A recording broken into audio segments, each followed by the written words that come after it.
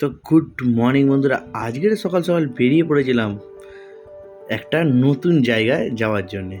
তো জায়গাটা হচ্ছে মাইথন ড্যাম। তো কলকাতা থেকে আমি চলে গিয়েছিলাম একটা দুর্গাপুরে খুব কাজের সূত্রে।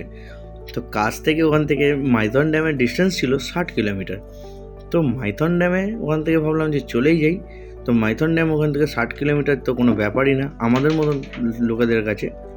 তো মাইথন ড্যাম যাওয়ার পরে আমি ওখান থেকে যা ভাই ভিউ দেখছিলাম, ওখানে অসাধারণ লাগছিল ভাই সকাল সকাল।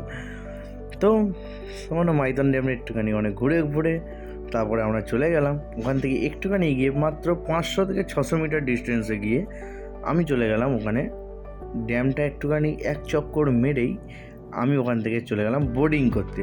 তা আমি ডাইভ করছিলাম, করতে করতে আমার ওই ফ্রেন্ডটাও ডাইভ করতে আরম্ভ করে দিল। তো ও বললো যে চলো তাহলে আমি একটু চালাই। তাই না, আমি ওকে ছেড়ে দিলাম গাড়ি, তো ও চালাতে শুরু করে দিল। তো আমি চলে এলাম বোর্ডে লাইফ জ্যাকেট প্যাকেট পরে। তো আমি চলে এলাম লাইফ জ্যাকেট প্যাকেট পরে এখানে বোর্ডিং করতে।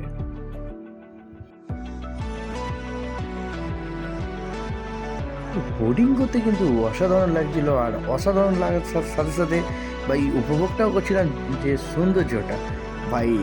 কিন্তু একটু ভয় ভয়ও করছিল যে একটু ঢেউ ঢেউ মারছে হালকা হালকা, কিন্তু খুব ভালোই লাগছিল।